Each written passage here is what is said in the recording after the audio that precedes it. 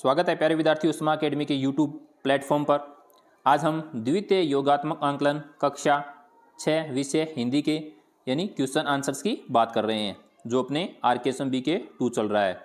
तो ये यानी जो क्वेश्चन मार्क जो OCR सीट आती है उस पर अपने को राइट का टिक करना होता है। सभी प्रश्न करने अनिवार्य हैं, सभी के अंक समान हैं, सभी प्रश्न बहुविकल्पीय हैं।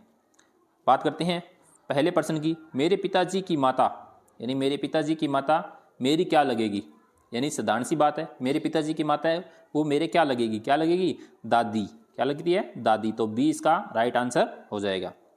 फिर एक गद्यांश दिया गया 2 से 4 के उत्तर उसमें है। एक बंदर बहुत शरारती था, वह लोगों के घरों में जाकर उद्यम मचाता था, किसी के बर्तन उठा लाता था तो किसी का मुंह नोच लेता था। एक दिन उसने गर्म पानी से भरा बर्तन उठाया, जैसे ही उसने बर्तन उठाया गर्म पानी उस पर गिर गया, वह दर्द से चिल्लाता हुआ वहां से भाग गया। तो ये क्या है, गद्यांश है। रेखांकित शब्द का विलोम शब्द क्या होगा, यानी जो रेखांकित शब्द किया गया, रेखांकित कहाँ किया गया है, यानी जो ये यहाँ पे रेखांकित किया गया था भरा, इसको रेखांकित किया गया है, इसका विलोम शब्द क्या होगा। तो भरा का उल्टा क्या हो जाता है, यानी भारी, हल्का, खाली। तो इसका राइट आंसर हो जाएगा ए, यानी खाली। बंदर कैसा था, आज्ञाकारी, कायर, शरारती, दयालु।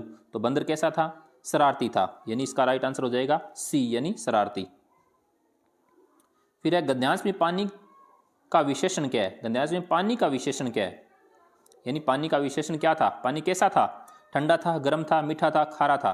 तो पानी क्या था, गर्म था। तो राइट आंसर क्या हो जाएगा, बी। श्याम, फिर है प्रश्न संख्या 5। श्याम की पुस्तक मोहन के पास है, इस वाक्य में संज्ञा शब्द कितने हैं। श्याम की पुस्तक मोहन के पास है, इसमें कितने संज्ञा शब्द है, जैसे एक श्याम, पुस्तक, मोहन, यानी कितने हैं, 3। तो इसका राइट आंसर क्या हो जाएगा, सी, यानी 3। संज्ञा समझते हो ना, जो व्यक्ति भाववाचक यानी जो व्यक्ति, स्थान और वस्तु का बोध कराते हो। फिर है प्रश्न संख्या 6। समीर सुरीला गाना रहा है, खाली स्थान पर क्या आएगा। समीर सुरीला गाना गा रहा है, क्या आएगा, बी, यानी गा रहा है। तो बी इसका क्या हो जाएगा, करेक्ट आंसर हो जाएगा।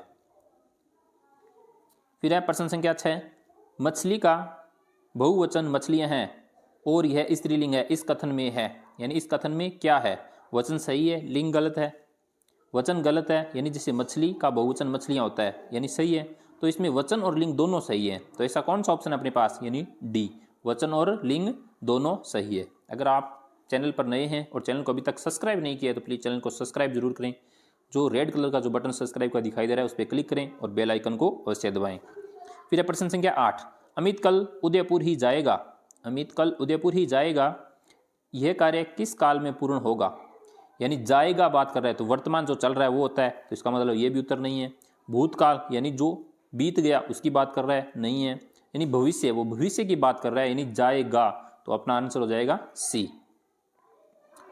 फिर बात करते हैं नेक्स्ट क्वेश्चन नंबर 9 की।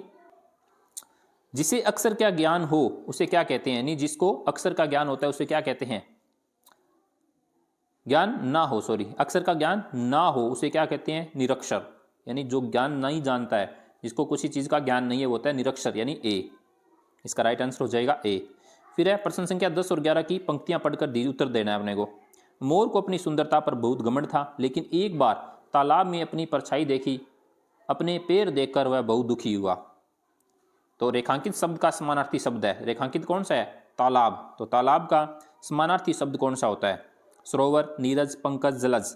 तो तालाब का हो जाएगा सरोवर, यानी ए अपना सही उत्तर हो जाएगा। मोर को अपनी सुंदरता पर था, तो मोर को अपनी सुंदरता पर क्या था, गर्व था, घमंड था, निराशा थी।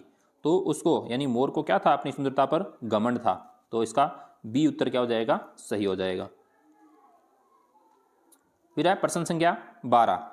मेरा विद्यालय रेलवे स्टेशन पास रिक्त स्थान की पूर्ति करनी है, यानी मेरा घर है वो रेलवे स्टेशन के पास है, क्या है, के पास है। तो अपना सी उत्तर क्या हो जाएगा, इसका सही हो जाएगा। तो सी को अपने को राइट करना है। फिर इस चित्र में बालिका क्या क्रिया कर रही है। आपको एक फोटो दिखाई दे रही है इस चित्र में, यानी ये जो लड़की है क्या कर रही है, दौड़ रही है, नाच रही है, भाग रही है, कूद रही है। तो क्या कर रही है, यानी ये लड़की है वो कूद रही है, यानी कूदना। तो इसका उत्तर सही उत्तर हो जाएगा अपना डी।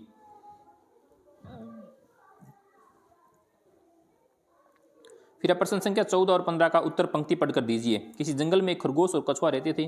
खरगोश की चाल तेज थी और कछुए की चाल धीमी थी। खरगोश को अपनी चाल पर घमंड था।